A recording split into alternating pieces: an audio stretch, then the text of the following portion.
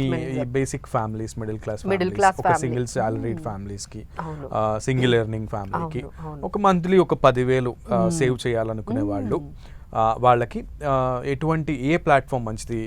Post ఆఫీస్లో పెట్టడం, deposit చేయడం మంచిదా, లేదు బ్యాంక్లో డిపాజిట్ చేయడం మంచిదా ఎవ్రీ మంత్, లేదు మీరు అన్నట్లుగా ఎస్ఐపిలో డిపాజిట్ చేస్తే మంచిదా? So what is the best platform? Stock మార్కెట్లో పెట్టడం మంచిదా? ట్రూ అండి. దీన్నే మేము ఏమంటామంటే అసెట్ అలొకేషన్ అనేది చేసుకోవాలి. అంతా తీసుకొని వెళ్ళి ఒక దాంట్లో పెట్టకూడదు. ఫస్ట్ రూల్ అన్నమాట.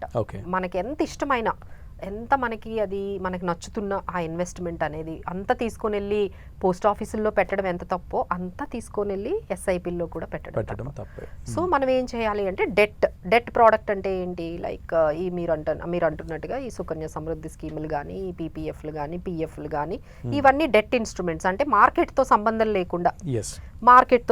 లేకుండా, వాలటిలిటీ లేకుండా, రిస్క్ లేకుండా అందులో ఒక 30% వరకు మీరు పెట్టుకోవచ్చు.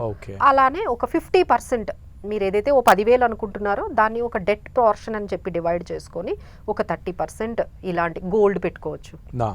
గోల్డ్ ఈటీఎఫ్స్ ఉన్నాయి, గోల్డ్ ఈటీఎఫ్స్లో పెట్టుకోండి, సిల్వర్ ఈటీఎఫ్స్లో పెట్టుకోండి, డెట్లో పెట్టుకోండి. ఇవన్నీ ఏంటంటే ఎప్పుడైతే రిస్క్స్ వస్తాయో అవి మీ పోర్ట్ఫోలియోని హెడ్జ్ చేస్తాయి సింపుల్గా అనమాట. ఈ మిగతాది 50% వరకు మీరు 50-60% వరకు రిస్క్ తీసుకొని మీ ఏజ్ బట్టి, మీరు ఇప్పుడే స్టార్ట్ చేశారు అనుకుంటే ఏజ్ బట్టి కూడా డిఫరెన్స్ ఉంటుంది కదండి. Like you are into 30s అనుకోండి, 60-70% వరకు ఈక్విటీకి వెళ్ళిపోయి 20% వరకు మీరు ఇలాంటి సిచ్యువేషన్, ఇప్పుడు మనకున్న సిచ్యువేషన్ని హ్యాండిల్ చేయడానికి, హెడ్జ్ చేయడానికి 20% పెట్టేసి 80-70% వరకు మీరు ఎస్ఐపీస్ కానీ ఈ స్టాక్స్లో కానీ పెట్టాల్సి ఉంటుంది డెఫినెట్లీ. ఎందుకంటే మీరు వెల్త్ క్రియేట్ చేయాలంటే రిస్క్ తీసుకోవాలి కాబట్టి ఇంత పర్సంటేజ్ అనేది వెళ్ళిపోవాలి.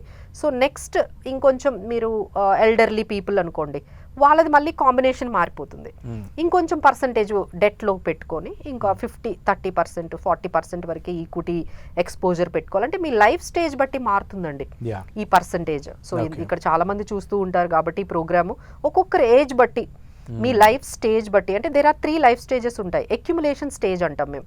అంటే మీ 30 years నుంచి 45 years వరకు ఎవరైనా మ్యాక్సిమం సంపాదిస్తారు, మ్యాక్సిమం రిస్క్ తీసుకుంటారు అదంతా. బట్ ఎప్పుడైతే 45 వచ్చేసిందో మీ గోల్స్ అన్ని దగ్గరకు వచ్చేస్తాయి.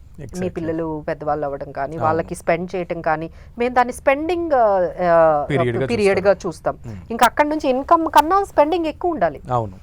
ఆ తర్వాత ఇప్పుడు దాకా సేవ్ చేసినవన్నీ కూడా స్పెండింగ్ ఆ గోల్స్ కి రీచ్ అయిపోతున్నాం కదా.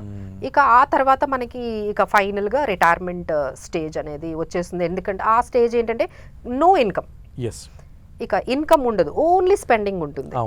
సో దిస్ ఈజ్ ఈ 3 స్టేజెస్ని మనం గమనించుకుంటూ మనం ఏం స్టేజ్లో ఉన్నాము, నేను చెప్పినట్టు అక్యుములేషన్ స్టేజ్లో ఉన్నారా, లేదు అంటే స్పెండింగ్ స్టేజ్లో ఉన్నారా, లేదు రిటైర్మెంట్ స్టేజ్లోకి వెళ్ళిపోయారా, ఈ 3 స్టేజెస్ని మనం డివైడ్ చేసుకొని ఒక్కొక్క స్టేజ్లో ఒక్కొక్క స్ట్రాటజీ అప్లై చేసుకుంటూ ఇలా పోర్ట్ఫోలియోని మేనేజ్ చేసుకుంటూ, డెఫినెట్లీ అండి మేము చెప్పినంత ఈజీ అయితే డెఫినెట్లీ కాదు. బట్ ఏంటంటే ఒక అడ్వైజర్ ద్వారా వెళ్తే మంచిదండి. అంటే ఇప్పుడు అంతా కూడా రోబో అడ్వైజరీ అని, గూగుల్ సెర్చ్ అని, వీడియోస్ అని అవన్నీ వచ్చేసాయి. అవన్నీ ఏంటంటే టు సమ్ ఎక్స్టెంటే మీకు హెల్ప్ చేస్తాయండి. So personal finances is all about behaviour finance.